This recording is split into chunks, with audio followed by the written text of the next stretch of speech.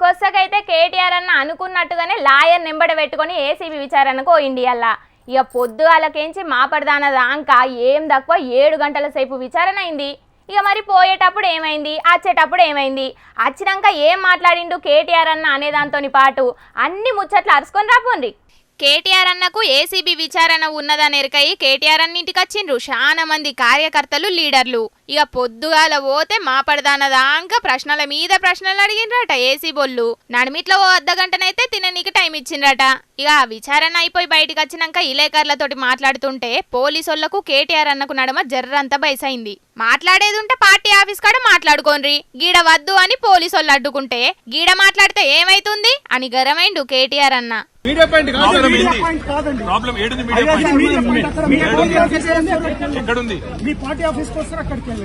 ఇక ACB office కించి car party office కాడికి ఓవుడుతోటే కారు పార్టీ కార్యకర్తల సంబరం చిన్నగా లేదు కదా. ఆరతిచ్చి వెల్కమ్ చెప్పిండ్రు మహిళా లీడర్లు. హుజురాబాద్ ఎమ్మెల్యే కౌశిక్ రెడ్డి అన్న, బాల్క సుమన్ అన్నతోని పాటు ఇంకో కొందరు కార్యకర్తలైతే భుజాల మీద ఎత్తుకొని లోపలికి తీసుకుపోయిండ్రు కేటీఆర్ అన్నను.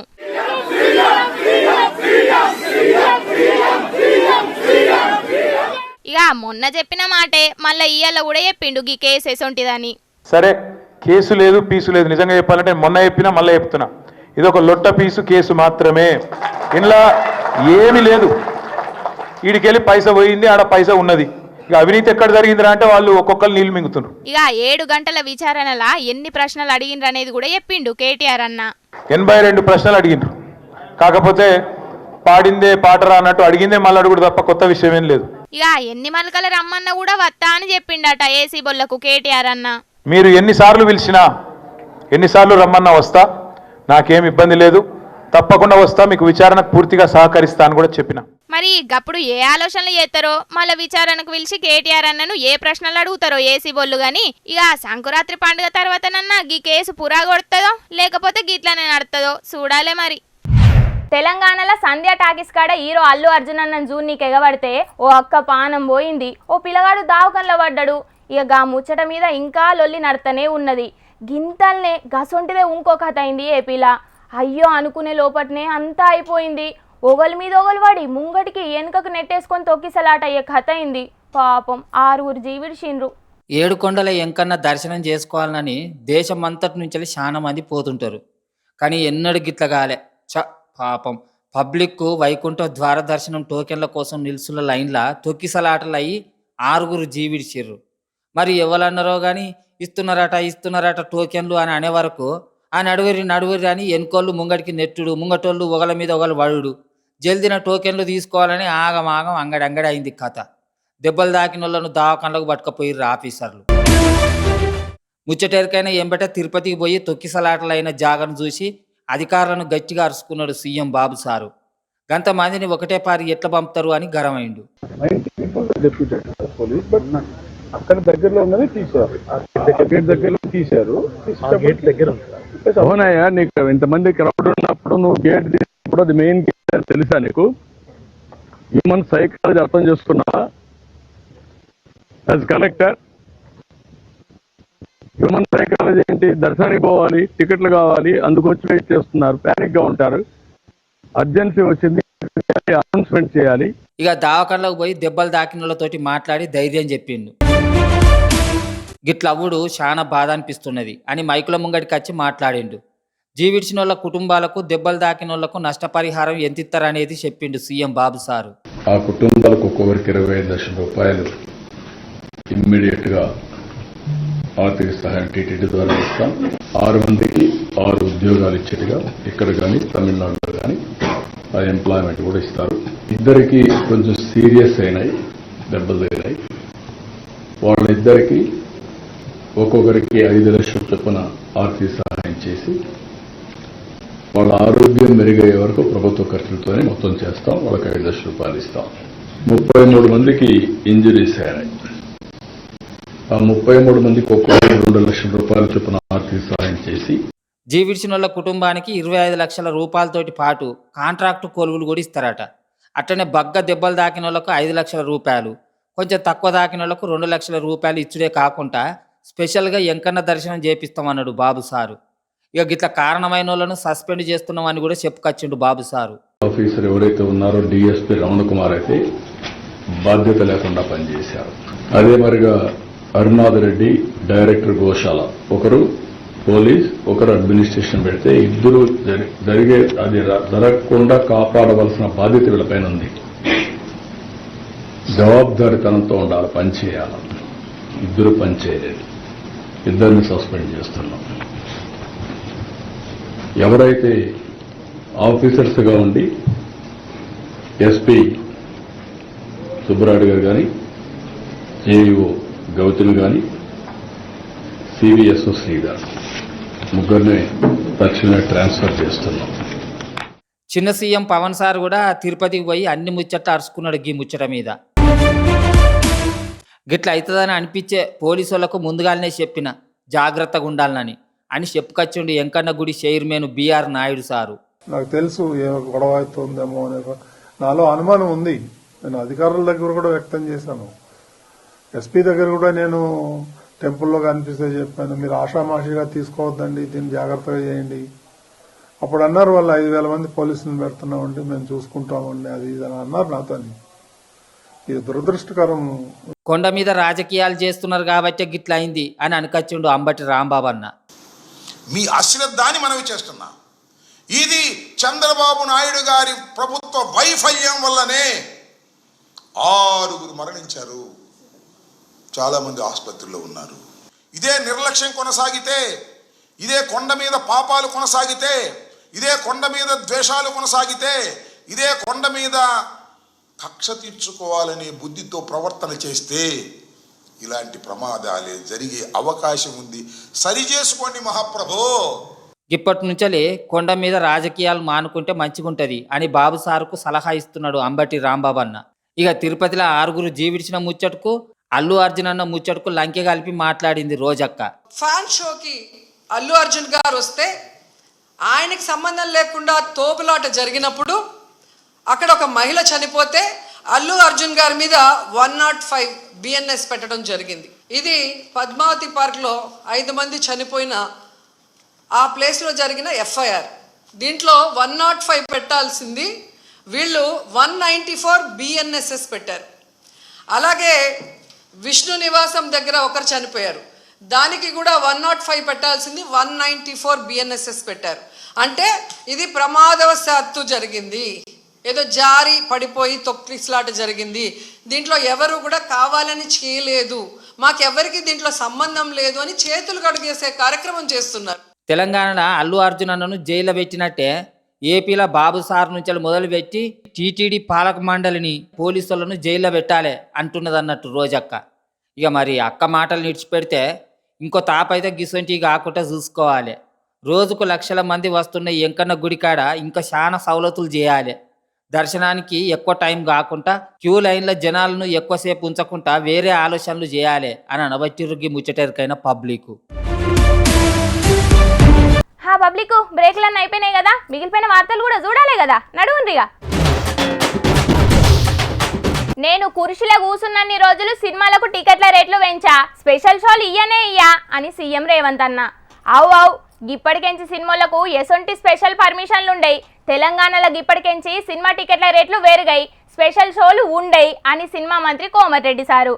ఎయ్యుంది పాట 3 రంగుల జెండా బట్టి అని పాటలు కేజీఎఫ్ లెవెల్ ఎలివేషన్లతోని ఈడియోలు చేసి షేపాటి కార్యకర్తలు ఇట్లా దుమ్మెగిరిన్లు 20 వద్దుల కింద. అయితే గప్పుడు 1000 వాళ్ళ లెక్క గంతగానం వేలిన ఎలివేషన్లు ఇప్పుడు పొంగులేట ఆటం బాంబుల లెక్కనే తుస్సన్నాయి అని మాట్లాడుకుంటున్నారు 2 తెలుగు రాష్ట్రాల్లో. తెలంగాణలో చచ్చిపోయిందనుకున్న సినిమాల స్పెషల్ షోలు టికెట్ల రేట్లు పెరిగే కార్యం మళ్ళా బతికిచ్చిందుల్లా. గా కార్యం గేమ్ చేంజర్ సినిమాతోటే మళ్ళా షాలైంది. 10వ తారీఖు నాడు పొద్దుగాల 4 గంటల షో తోటి కలిపి 6 షోలు వేసుకోవచ్చట. అట్లనే మల్టీప్లెక్స్ టాకీసుల్లోనేమో 150 రూపాయలు, ఒక్క స్క్రీన్ ఉన్న టాకీసుల్లోనేమో 100 రూపాయలు పెంచుకోవచ్చట. ఇక 11వ తారీఖుంచి 5 షోలే వేసుకోవాలన్నట. ఇక ఈ స్పెషల్ పర్మిషన్ 10 రోజుల దాకా పనిచేస్తుందట. అది సరే గాని మరి గప్పట్ల గిట్ల మాట్లాడినరు కదా. మరి किसी का हत्या होने के बाद, किसी का जान बचाने के बाद, किसी का जान लेने के बाद आज स्पेशल प्रिविलेज मांगे तो ये सरकार में नहीं मिलने वाले. मैं जब तक मैं कुर्सी में रहता हूं तब तक नहीं देता हूं। అందుకని ఇప్పటికెళ్ళి బెనిఫిట్ షోలు ఇచ్చేది లేదు, ఎక్స్ట్రా షోలు ఇచ్చేది లేదు, రేట్లు పెంచేది లేదు. తెలంగాణలో సినిమా టికెట్ల రేట్లు పెంచుడుండది, స్పెషల్ షోలు వేసుడుండదని మాట్లాడి గట్టిగా నెల కూడా కాకమున్పే గీ యూటర్ను తీసుకున్నట్ల ఏమంతరార్థం ఉన్నదో తెలంగాణ సీఎం సినిమా మంత్రికే తెలవాలి. సినిమాలను గంతగానం జోపి ఇప్పుడేమో గిట్ల పర్మిషన్ ఇచ్చును ఎట్లా అర్థం చేసుకోవాలనో ఇక గీళ్ళిద్దరే చెప్పాలి అని మస్తుగానే గరమైతున్నారు కారు పాటోళ్ళు. అదనపు షోలు ఎవరి కోసం, ఎవరి బెనిఫిట్ కోసం ఇలా ప్రదర్శిస్తా ఉన్నారో, పానం పోయినా పర్వాలేదు, తలకాలు ఎగిపడ్డా పర్వాలేదు, అదనపు షోకు అవకాశం ఇచ్చేది లేదన్నటువంటి మాట్లాడినటువంటి మరి మంత్రి గారు, ముఖ్యమంత్రి గారికి ఈ రోజు వరకు ఇవాళ వాళ్ళిద్దరు కూడా సమాధానం చెప్పాల్సినటువంటి అవసరం ఉన్నది. దిల్ రాజు గారు జవాబు చెప్పాలి, సినిమాటోగ్రఫీ శాఖ మంత్రి కోమటిరెడ్డి వెంకటరెడ్డి గారు చెప్పాలి. సినిమాలు విడుదలైతే టికెట్ల రేట్లు పెంచి జేబులు లూటీ చేయొద్దని మాట్లాడారు, పేద ప్రజలు నష్టపోతున్నారని మాట్లాడారు. ఇన్ని మాటలు మాట్లాడి ఎందుకు ఇప్పుడు నాలుక మరలేసినారు అంటే, ఈయన పూటకొక మాట మాట్లాడతాడు, ఒక్కో సందర్భంలో ఒక్కో మాట మాట్లాడతాడు. ఈయనకి దేని మీద కూడా ఒక స్టాండ్ అంటూ ఉండదు. నిజాయితీ లేని మంత్రి అనడానికి ఇంతకంటే పెద్ద సాక్ష్యం అవసరం లేదు. అసెంబ్లీలో షాన్నే మాట్లాడిండ్రు, గవన్నిటికి కట్టుబడి ఉన్నారా మరి? గట్లనే గీ ముచ్చట మీద కూడా మాట మార్చిండ్లు, దాంట్లో తప్పేమున్నది? అయినా అయ్యో స్పెషల్ షో లేకపోతే ఎట్లా? అందరు లెక్కన అందరితోటి పాటు పొద్దుగాల 11 గంటలకి చూస్తే ఏం కిక్కుంటది? అర్ధరాత్రి 1 గంటకో ఎగిలి వారంగా 4 గంటలకో చూసి ఫోన్లలో స్టేటస్లు పెడితేనే కదా కిక్కు అని మస్తుగా రందిపడ్డ సినిమా లవర్ల కోసమే సీఎం రేవంత్ అన్న అసెంబ్లీ సాక్షిగా మాట్లాడిన మాటను, తీసుకున్న నిర్ణయాన్ని వెనుకకు తీసుకున్నట్టున్నాడు. అయ్యో టికెట్ల రేట్లు పెంచుకున్నాడు బందా? గిన్నెగానం పైసలు పెట్టి సినిమా తీస్తున్నాం, సినిమా మంచిగున్నా లేకున్నా జనాల సినిమా మోజును క్యాష్ వేసుకోకపోతే ఎట్లా? ఒక్క రోజుల్లో 100 కోట్లు సంపాదించే ఛాన్స్ మిస్ అవుతామే అని రందిపడ్డ నిర్మాతల కోసమే సీఎం రేవంత్ అన్న అసెంబ్లీ సాక్షిగా మాట్లాడిన మాటను, తీసుకున్న నిర్ణయాన్ని వెనుకకు తీసుకున్నట్టున్నాడు. ఇక జనాలు అంటారా గాళ్ళతోని ఇప్పుడేం పని? కానీ ఈ టోటల్ ఎపిసోడ్ల హైలైట్ ఏందంటే దిల్ రాజు సార్ మాట్లాడిన మాటలేనుల్లా. బెనిఫిట్ షోలు టికెట్ రేట్లు అనేది చిన్న పార్ట్, దానికి ఇంపార్టెన్స్ కాదు. ఇక బెనిఫిట్ షోలు టికెట్ల రేట్లు గవన్నీ చిన్నయి, గవి అసలు మ్యాటరే కాదు అని మాట్లాడి బెనిఫిట్ షో వేణుమా బెనిఫిట్ షో ఇరుక్కు, టికెట్ రేటు హైక్స్ వేణుమా అది ఇరుక్కు అని గటు ఏపీలా గిటు తెలంగాణలా గేమ్ చేంజర్ సినిమాకు రేట్లు పెంచిపిచ్చుకొని బెనిఫిట్ షోలకు పర్మిషన్ తెచ్చుకున్నాడంటే సారు మామూలోడు కాదు. కానీ మరి ఈ పర్మిషన్లు ఒక దిల్ రాజు సార్కే వర్తిస్తాయో తెలంగాణలా, లేకపోతే మళ్ళొచ్చే సినిమాలకు కూడా వర్తిస్తాయో సర్కారోళ్ళే చెప్పాలే అని అనవట్టిండ్రు గీ ముచ్చటెరకైన 2 తెలుగు రాష్ట్రాల పబ్లిక్. ఇక నిన్ననేమో మా ముసలోడు ఇన్సూరెన్స్లు చేసుకుంటా పొద్దెల్ల తీసిండు, ఇక మరి ఇయ్యాల ఏం చేస్తున్నాడో ఓ పరైతే విలుద్దాం పాండ్రి. ఓ తాత ఏం చేస్తున్నావే? నమ్మక తప్పని నిజమైన నువ్విక రావని చెబుతున్నా, ఎందుకు వినదో నామది ఇప్పుడైనా. హాగో మా ముసలోనికి ఇయ్యాలేం పుట్టింది, మళ్ళీ గీ కథ ముంగటేసుకున్నాడు. ఇంకా బీర్ కిసన్ పట్టుకుని ఏదో కూన్ రాగలు తీస్తున్నాడు కదా. ఓ తాత ఏమైంది నీకు? నువ్వంటే పానమని, నీతోనే లోకమని, నీ తోడే లేకుంటే నీ బతికేదెందుకని, ఎవరికి చెప్పుకోను నీకు తప్ప. ఓ ముసలాడా నీకు ఇలా బీర్ల దయ్యం పట్టిందా ఎట్లా? ఏమో బీర్ సీజన్ పట్టుకొని పాటల మీద పాటలు పాడుతున్నావు. పోతున్నాయి ఫీలింగ్స్, పోతున్నాయి ఫీలింగ్స్, కింగ్ సరిపోతుందంటే పోతున్నాయి ఫీలింగ్స్, పోతున్నాయి ఫీలింగ్స్, పోతున్నాయి ఫీలింగ్స్, కింగ్ సరిపోతుందంటే పోతున్నాయి ఫీలింగ్స్. నీ ఫీలింగ్స్ లలో మన్నవాడా ముసలాడా? చిన్నబోయి కూసున్నవే కింగు పిసరు బీరమ్మ, నన్ను ఆగము చెయ్యాకే ఓ చల్లని బీరమ్మ, కుడుకుడుకు ఎండల్లో చల్లదనం ఇచ్చి రిమ్మెను పెంచావులే, జేబుల ఎన్నున్న రూపాలనే పెట్టి నిన్ను కొని తాగిన్నే, చిన్నబోయే కూసున్నవే కింగు పిసరు బీరమ్మ, నన్ను ఆగము చెయ్యాకే ఓ సల్లని బీరమ్మ. వామ్మో మా ముసలోనికి నిజంగానే ఏదో పిచ్చి కుక్క కాల్చినట్టున్నది. లేకుంటే ఎన్నెల్లేంది గా బీర్ కిసన్ పట్టుకొని గింతగాన పాటలు ఎందుకు పాడతాడు? బీరమ్మ బీరమ్మో బీరమ్మో నువ్వు మాతోనే ఉండాలమ్మా బీరమ్మ. కుడుకుడుకు ఎండల్లా కుతికళ్ళు సల్లాబరిసి పిల్లాలు వచ్చిన గాని నిన్నొదలలేదమ్మా. జేబులు కాలైనా నిన్నిడిచి పెట్టామమ్మా నిన్నిడిచి పెట్టామమ్మా. బీరమ్మ బీరమ్మో బీరమ్మో నువ్వు మమ్మిడిచి పోవద్దమ్మా బీరమ్మ.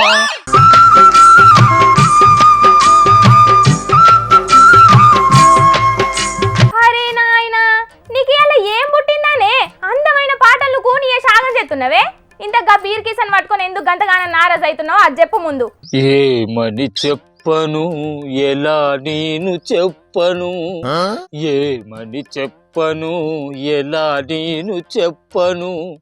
కింగు పిసరు బీరు రాదని చెప్పనా, కన్నీళ్లు పెట్టనా నీతోని చెప్పనా.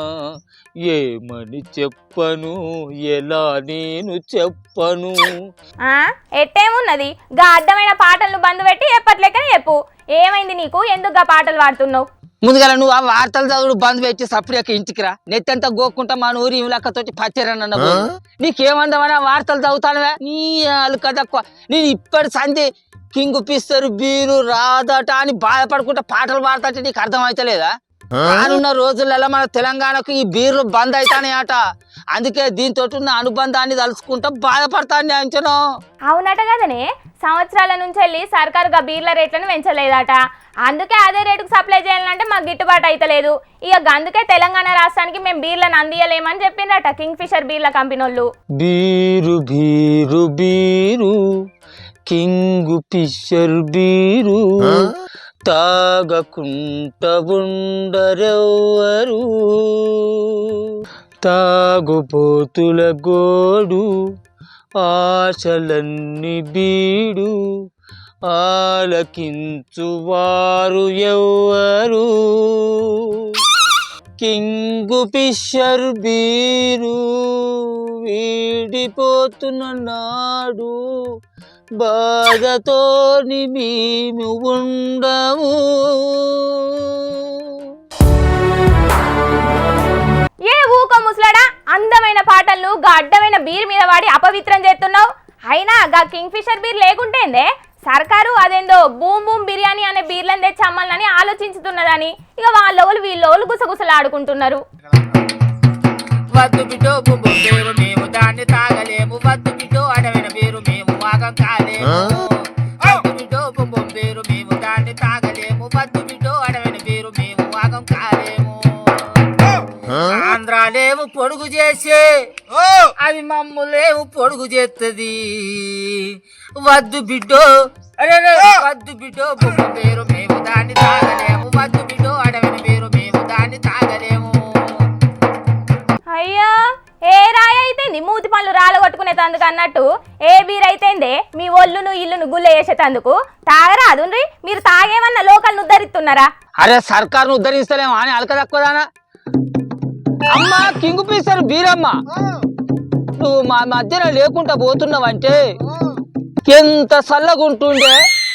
నువ్వు ఇప్పుడు మా మధ్యలో లేకుండా పోతున్నావు అని తెలిసి గొల్లు అంటున్నాయి మా గుంజకాయలు. అయినా సర్కారైనా ఎందుకు ఊకుంటదే? లిక్కర్ బ్రాండ్లల్లా 88% అమ్మకాలు గీ కింగ్ ఫిషర్ బీర్ల ఏనాట. గంత గిరాకున్న బ్రాండ్లను సర్కార్ ఎందుకు వదులుకుంటా చెప్పు? ఎన్ని కట్టాలైన వాడి తెప్పిత్త తీయరాదు.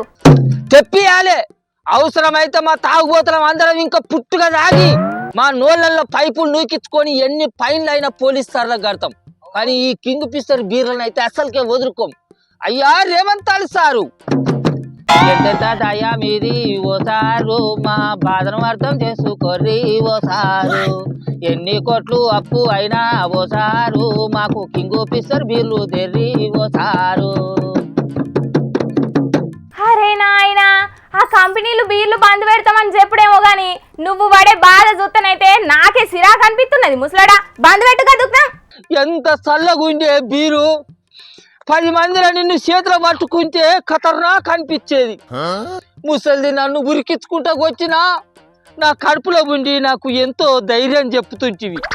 ఎంత చక్కటి దానివే బీరమ్మ నన్నిడిచిపోతున్నవా బీరమ్మ ఎంత చక్కటి దానివే బీరమ్మ నన్నిడిచిపోతున్నవా బీరమ్మ వారి వెంకటేశు కింగ్ ఫిషర్ బీరమ్మ మనల్ని విడిచిపెట్టి పోతాందిరా.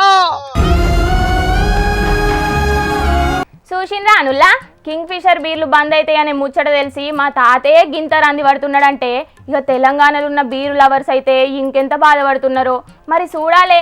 మందుబాబుల రందిని అర్థం చేసుకోనన్నా సర్కారోళ్ళు కింగ్ ఫిషర్ బీర్లను బంద్ పెట్టకుండా ఊకుంటారో మరి. అన్ని ముచ్చట్లు చెప్పేసినా ఏమన్నా యాద మరిచినా? లేదా అన్నీ చెప్పేసిన. ఆ పబ్లిక్ తెచ్చిన కాడికి వార్తలన్నీ చెప్పేసినుల్లా ఎట్లున్నాయి? మస్తుగా ఉన్నాయిలే. ఇక ఇవుల్లా తాజా పంట సమర్పించు ఎల్టీ జోర్దార్ వార్తలు. మళ్ళొచ్చే జోర్దార్ వార్తలల్లో మస్తు జోర్దార్గా అందరం కలుసుకుందాం. అప్పటిదాకా ఏం చేయాలో ఎరకనే కదా, చూస్తూనే ఉండుండ్రి హెచ్ఎం టీవీ. అట్లనే ఇంకిన్ని మంచి మంచి వార్తల కోసం హెచ్ఎం టీవీ యూట్యూబ్ ఛానల్ను తప్పకుండా సబ్స్క్రైబ్ చేసుకోండి. గిసొంటి ముచ్చట్లు వాడ మస్తుగా ఉంటాయుల్లా. అన్ని ముచ్చట్లు మీ దాకా చేరాలంటే తప్పకుండా గంట కొట్టుండ్రి, లైక్ చేయండి. ఈ ముచ్చట్లను మీ దోస్తులందరికీ షేర్ చేయండి. ఏమంటున్నాం? సరే మరి ఉంటా. టాటా, నమస్తే.